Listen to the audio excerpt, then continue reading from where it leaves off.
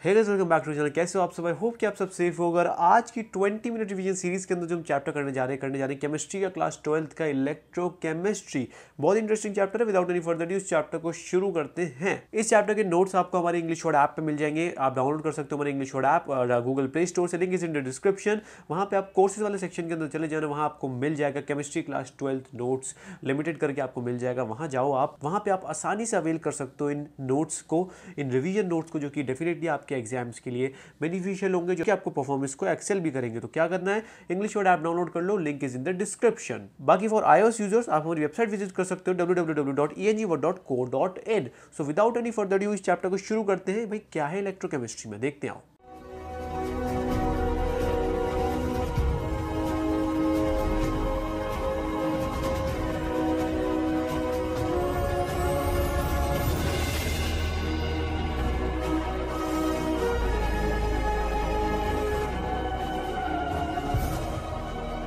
सो भाई इलेक्ट्रोकेमिस्ट्री क्या है? It is the study of production of the electricity. Electricity का प्रोडक्शन किस एनर्जी से? From the energy release during spontaneous chemical reaction. जो स्पॉन्टेनियस केमिकल रिएक्शंस हो रही है उनसे जो हमारी एनर्जी रिलीज हो रही है, उस एनर्जी को आप कन्वर्ट कर रहे हो इलेक्ट्रिसिटी के अंदर, उसकी स्टडी को हम कहते हैं इलेक्ट्रोकेमिस्ट्री। एंड ये जो आपकी इलेक्ट्रिकल एनर्जी है, ये वो आपकी किस चीज के लिए हो रही है? नॉन स्पॉन्टेनियस केमिकल ट्रांसफॉर्मेशंस के लिए मेनली बेसिकली वहां पे यूज हो रहा है आपका। ठीक है, मेनली जो इसका बेसिस है आपका इलेक्ट्रोकेमिस्ट्री का, मेनली क्या है यहाँ पे आपके ट्रांसफर हो रहा है किसका?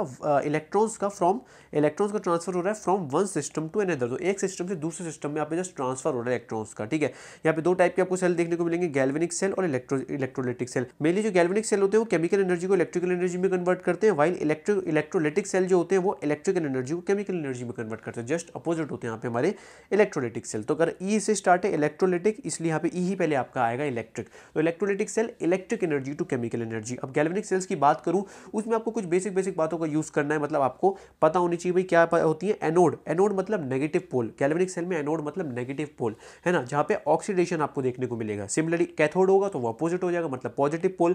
वहां पे आपको क्या देखने को मिलेगा? रिडक्शन देखने को मिलेगा। दूसरी बात, इलेक्ट्रॉन्स जो होते हैं वो आपके नेगेटिव से पॉजिटिव इलेक्ट्रोड की तरफ मूव करते हैं, और जहां जो आपके डायरेक्शन होती है इलेक्ट्रॉन्स की, वो उसकी जस्ट अपोजिट डायरेक्शन किसकी होती है? करंट की। मतलब करंट यहाँ पे पॉजिटिव टू नेगेटिव मूव करेगा, क्योंकि आपके यहाँ पे इलेक्ट्रॉन्स नेगेटिव टू पॉजिटिव है, तो current is just opposite, that is positive to negative electrode. ठीक है, अब अगर मैं shorthand notation for galvanic cell की बात करूं तो डायरेक्शन ऑफ इलेक्ट्रॉन फ्लो, यहाँ पे आपको बेसिकली आपको यहाँ पे एक टाइप का आपको देखने को मिल रहा है। यहाँ पे जनरली आपकी जब क्वेश्चन में गिवन होती है तो इस टाइप की क्वेश्चन आपको देखने को मिलती है। तो इसमें आपको क्या क्या पता होना चाहिए? ये जो है ये एनोड हाफ सेल है, ये आपका कैथोड हाफ सेल है, बीच में आपको ये सॉल्ट ब्रिज देखने को मिलता है। ये आपकी फेस बाउंड्रीज होती हैं जो कि आपको देखने को मिल रही है बीच में फेस बाउंड्रीज।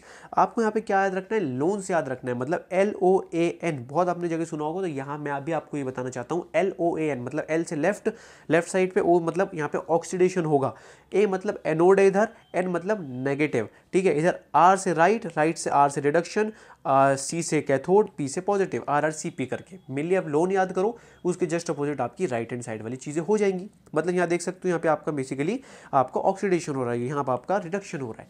तो लोन मतलब लेफ्ट, O ऑक्सीडेशन, कौन सी साइड है? एनोड वाली साइड है, नेगेटिव। ठीक है, इलेक्ट्रो पोटेंशियल के बारे में बात करते हैं। भाई इलेक्ट्रो पोटेंशियल होता क्या है? It is the potential difference setup between metal and it ions. मतलब मेटल और उसके आयंस के बीच में यहाँ पे जो पोटेंशियल डिफरेंस सेटअप हुआ है, और ये कहाँ हो रहा है? एक बेसिकली एक सॉल्यूशन में हो रहा है। और आपको एक और इसकी एक ऑल्टरनेटिव डेफिनेशन की बात करूँ, it is the tendency of the electrode to get oxidise और रिड्यूस्ड। भाई इलेक्ट्रोड की टेंडेंसी ऑक्सीडाइज या फिर रिड्यूस होने की, ये आपकी इस टेंडेंसी को भी मैं बोलता हूँ इलेक्ट्रोड पोटेंशियल का। ऑक्सीडेशन पोटेंशियल की बात करते हैं, टेंडेंसी टू गेट ऑक्सीडाइज।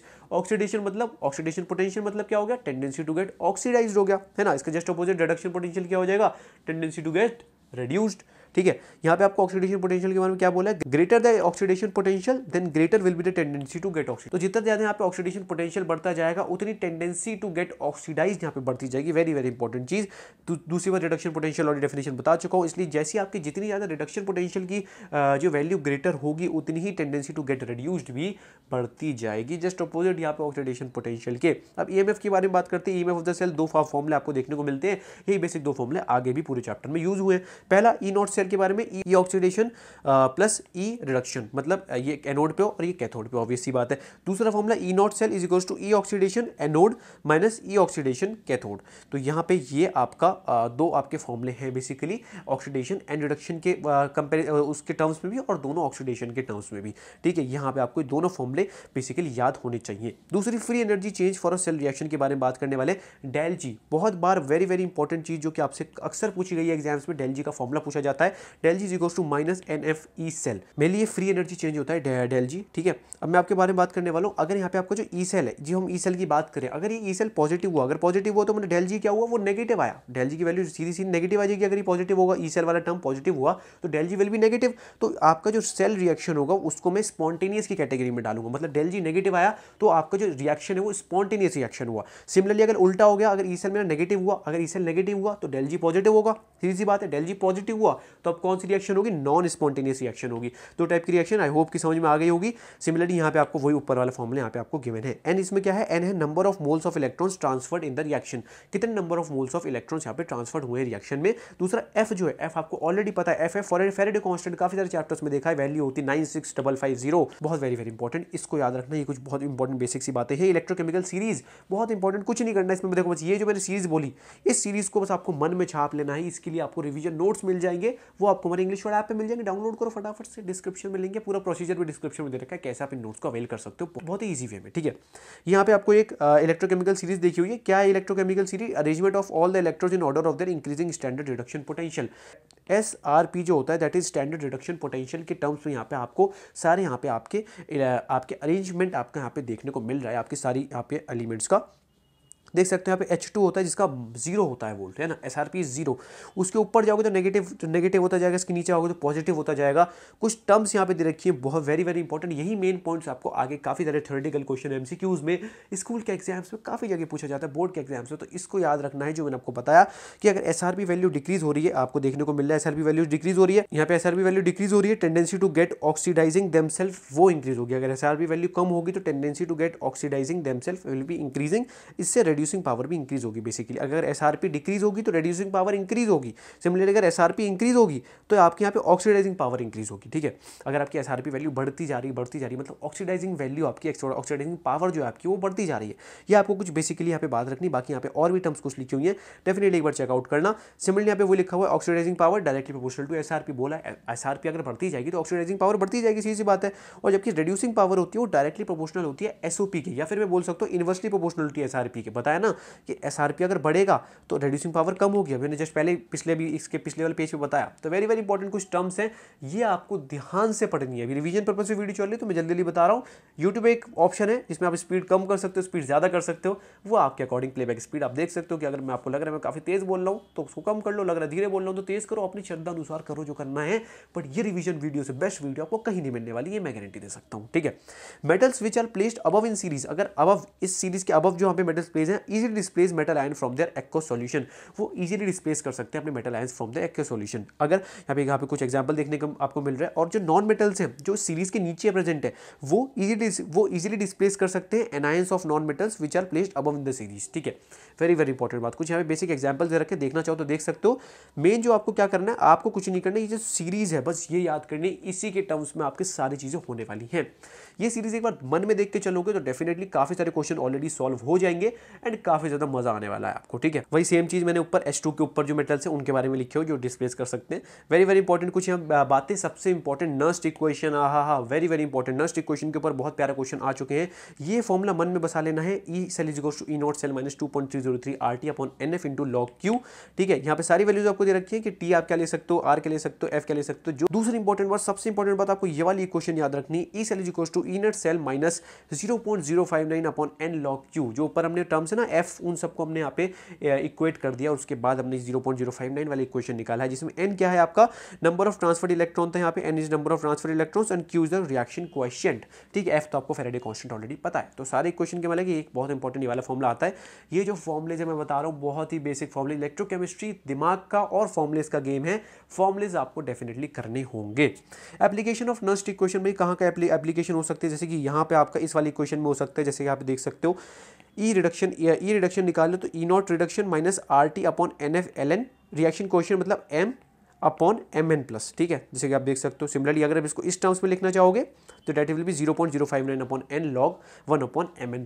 तो इस टाइप की इक्वेशन दोनों फॉर्मूले के टर्म्स में मैंने यहाँ पे आपको एक एग्जाम्पल के फॉर्म में बता दिया कि नेक्स्ट इक्वेशन आपको लगानी कैसे। रिएक्शन कोएफिशिएंट बहुत बहुत इंपॉर्टेंट है, वही सेम चीज़ मैंने कर दी यहाँ पे। h ये स्क्वायर आ गया क्योंकि जो इसका आगे वाला हमारा होता है उसको हम स्क्वायर में ले लेते हैं, मतलब उसको हम पावर में ले लेते हैं, ठीक है, वेरी वेरी इंपॉर्टेंट। उसके बाद आपने डिवाइड कर दिया अपॉन दिस। इक्विलिब्रियम कांस्टेंट से रिलेटेड बहुत प्यारा यहाँ पे फॉर्मूला बन के आता है, log k equivalent is equals to NF upon 2.303 RT E0 सेल। Very very important formula. तो यहाँ पे जो हमारा इक्विलिब्रियम कांस्टेंट होता है, आपने इक्विलिब्रियम चैप्टर जाके पढ़ना, वहाँ पे भी शायद इसके बारे में जिक्र है, मैंने वीडियो बना रखी है दोनों केमिकल आयनिक इक्विलिब्रियम की, जाके आप चेकआउट कर सकते हो, क्लास 11th के प्लेलिस्ट के अंदर में आपको मिल जाएगी।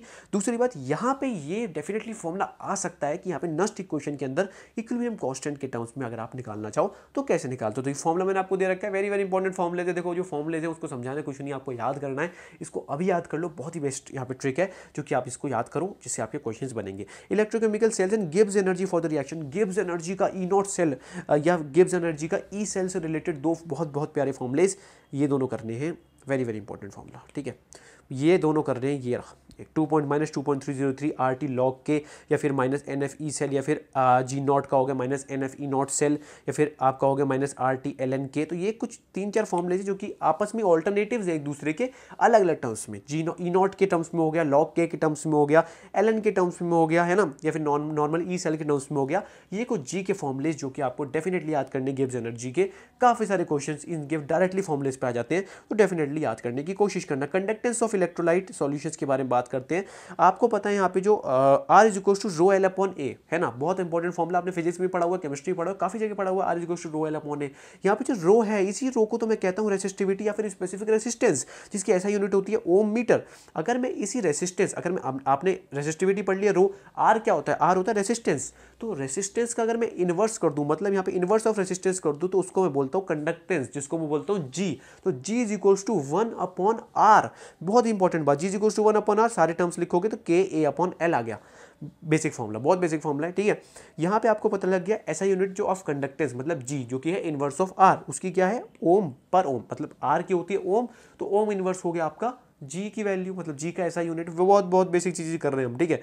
कंडक्टिविटी क्या होती है, कंडक्टिविटी होती है 1 अपॉन रेसिस्टिविटी, ठीक है। 1 अपॉन रेसिस्टेंस क्या हो गया, conductance. What is conductivity, 1 upon resistivity is conductivity, that is specific conductance ही बोलते हैं। मोलर कंडक्टिविटी क्या होती है, डिनोट आप इससे करते हो, बहुत important, it is the conductance of a solution containing 1 mole of electrolyte. Conductance उस सॉल्यूशन की जिसमें 1 मोल ऑफ इलेक्ट्रोलाइट है। फॉर्मूला याद करना है, बहुत important, K into 1000 upon molarity, जहाँ पे मोलैरिटी मोल पर लीटर के आप टर्म्स में ले रहे होगे। बहुत इंपॉर्टेंट फॉर्मूला ये मोलर कंडक्टिविटी का, याद रखना। तो मोलर कंडक्टिविटी में यहाँ पे फॉर्मूला में नीचे मोलैरिटी था, सेम कुछ नहीं करना है। यहाँ पे आपको जैसे मोलैरिटी था, यहाँ पे आपको कुछ नहीं करना। इक्विवेलेंट कंडक्टिविटी में क्या करना है, नीचे नॉर्मैलिटी लगा देनी है बस, और कुछ नहीं करना। बहुत इंपॉर्टेंट। इलेक्ट्रोलिसिस के बारे में बात करते हैं, the process of using an electric current to bring about chemical change. Electric current का हम यूज कर रहे हैं जिससे हम कोई केमिकल चेंज इंड्यूस कर सके, उसको मैं बोलता हूँ इलेक्ट्रोलिसिस। फर्स्ट फैराडे लॉ के बारे में बात करते हैं। हाँ, फैराडे के बारे में पहले ही बता चुका हूँ, दोबारा एक बार रिवाइज कर लेते हैं। Mass of substance deposited is directly proportional to charge pass through the electrolyte. वो डायरेक्टली चार्ज पास जो हो रहा है इलेक्ट्रोलाइट के, उसके डायरेक्टली प्रोपोर्शनल है mass of the substance. Very very important, देख सकते हो, M is directly proportional to Q, Q is the charge. ये बहुत प्यारा फॉर्म निकल के आता है, M is equals to ZIT, जिसमें आपका Z जो होता है वो होता है इलेक्ट्रोकेमिकल इक्विवेलेंट, T आपका टाइम होता है, I आपका करंट होता है इन ampere, time in second. Very very important, बहुत बहुत basic formula. Equivalent mass E की अगर हम बात करें तो भाई इक्विवेलेंट मास क्या होता है, mass of any substance produced when 1 mole of electron are pass through the solution during electrolysis. Mass किसी भी सब्सटेंस का जो कि प्रोड्यूस हो रहा है कब, when 1 mole of electrons are pass through the solution, electrolysis के प्रोसेस के दौरान, है ना।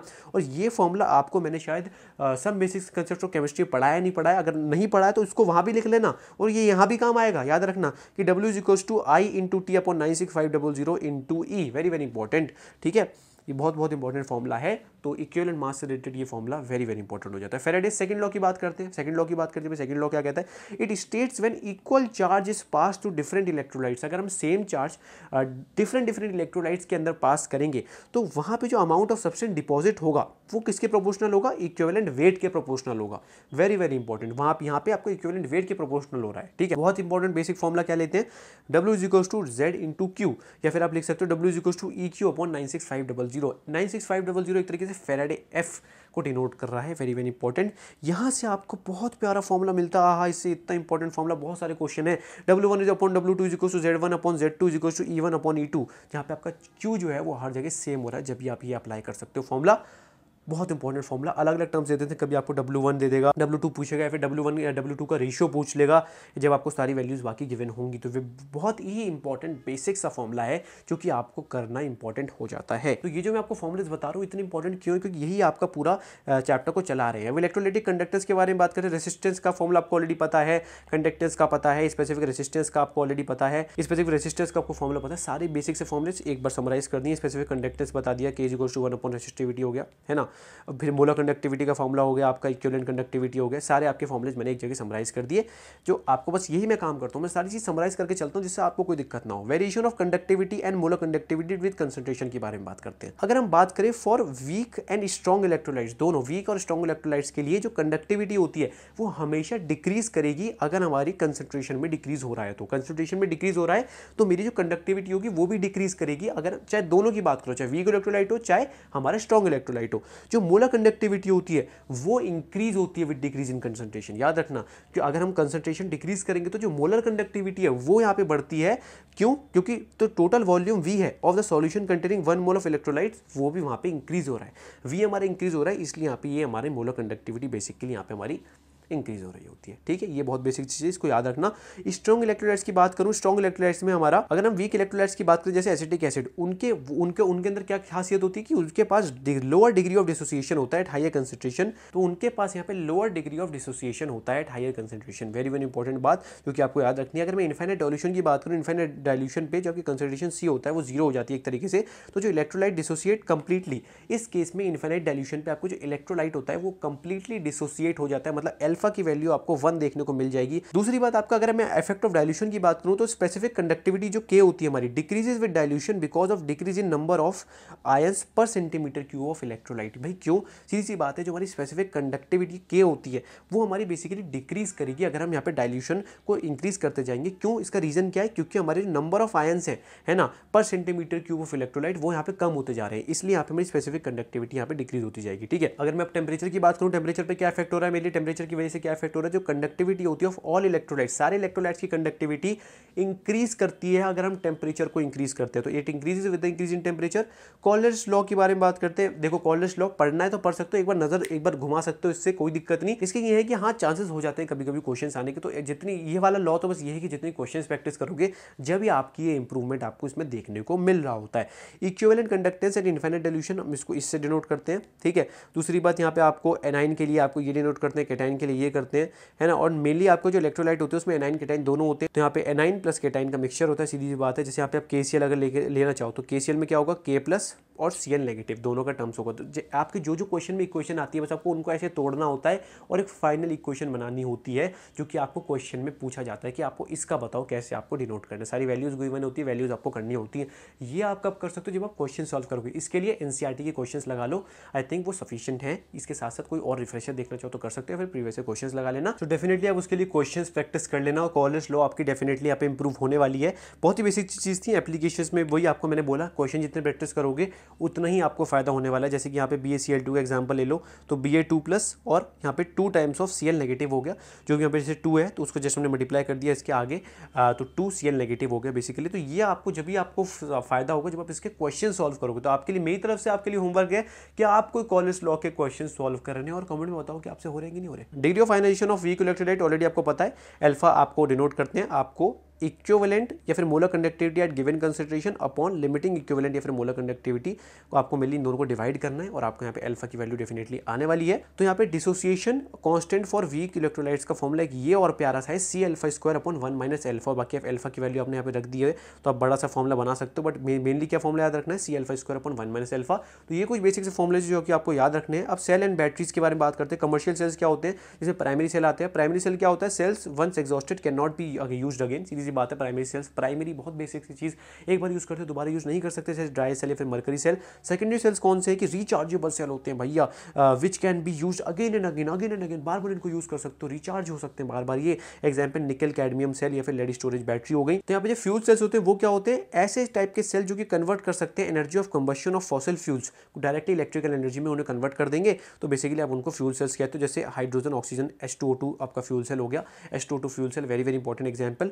यहाँ पे आपके कुछ यहाँ पे एक मैंने टेबल से बना दिए जो कि आपको बहुत ही हेल्प करेगी एनोड, कैथोड या फिर इलेक्ट्रोलाइट को इनको डिस्टिंग्विश करने में। काफ़ी MCQ में पूछ लिया जाता है। तो dry cell, mercury cell, lead storage, NiCd cell या H2 फ्यूल सेल के बारे में एक छोटी सी आपको यहाँ पे टेबल दे रखी है, एक बार पढ़ना चाहो तो पढ़ सकते। फॉर योर नॉलेज ओनली कि अगर आपके कभी MCQ में पूछ लिया जाए कि इनके कैथोड क्या, इलेक्ट्रोलाइट क्या, एनोड क्या है। कोरोजन लास्ट टॉपिक इस चैप्टर का, कोरोजन। तो भाई कोरोजन तो बचपन से पढ़ते आ रहे हैं, 7th 8th 9th 10th की साइंस में हमने पढ़ा है कोरोजन क्या होता है। यहाँ पे स्लो ईटिंग है ना, slow eating away of the metals, आपने देखा है कोरोड हो जाते हैं मेटल, आयरन है ना, कोरोजन हो गया, उसमें जंग लग गई है ना, उसको कहते हैं कोरोजन। ठीक है, अगर हम उसको नॉर्मल एटमॉस्फेयर में जब वो एक्सपोज होते हैं, अब कोरोजन ऑफ आयरन रस्टिंग बोलते हैं ना, जैसे जंग लगना बोलते हैं। It is an electrochemical phenomena which occurs in the presence of moisture and oxygen. अगर मॉइस्चर एंड ऑक्सीजन प्रेजेंट है तो आपको यहाँ पे कोरोजन ऑफ आयरन मतलब रस्टिंग आपका होता है, देखने को मिलता है। एनोड एंड कैथोड के यहाँ पे दोनों इक्वेशन दे रखी हैं। ये कभी कभी क्वेश्चन पूछ लेते हैं कि आप रस्टिंग के समय पे एनोड एंड कैथोड पे क्या क्या इक्वेशन होती हैं। ओवरऑल रिएक्शन आपको देख सकते हो, जब आपको ऑक्सीजन मॉइस्चर मिलता है तो उस समय उस केस में ओवरऑल रिएक्शन आपकी ये बनती है ना। अब अगर कोरोजन हो रहा है, रस्टिंग हो रही है, तो उसको कैसे प्रिवेंट करेंगे, methods use for the prevention, barrier protection कर दो, एंटी रस्ट सॉल्यूशन कर दो, इस टाइप के कुछ बहुत सारे यहाँ पे सॉल्यूशंस होते हैं जो कि प्रिवेंट कर सकते हैं यहाँ पे रस्टिंग ऑफ आयरन या फिर कोरोजन को। इसी तरह ये आखिरी टॉपिक था इस चैप्टर का। आई होप कि आपको चैप्टर डेफिनेटली पसंद आएगा। बहुत बेसिक सा छोटा सा चैप्टर था, मैंने कोशिश करी जितने मेन फॉर्मुलेज आपको याद करने, कैसे याद करने आप एक जगह लिख लो या फिर आपको हमारे आपको नोट्स मिल जाएंगे, तो आपको जो कि आप जिससे आप अपनी परफॉर्मेंस को एक्सेल कर सकते हो। नोट्स कैसे अवेल कर सकते हो, लिंक पूरा डिस्क्रिप्शन में दे रखा है, इंग्लिश वर्ड ऐप का गूगल प्ले स्टोर से डाउनलोड कर लो, और पूरा प्रोसीजर भी दे रखा है डिस्क्रिप्शन में कि आप कैसे नोट्स को अवेल कर सकते हो। तो फटाफट देरी किस बात की, जाओ इन नोट्स को एक्सेस करो। मेरे इंस्टाग्राम को फॉलो करना ना भूलें, लिंक डिस्क्रिप्शन में, और इंग्लिश वर्ड के ऑफिशियल इंस्टाग्राम एंड टेलीग्राम को फॉलो एंड सब्सक्राइब करना भी ना भूलें।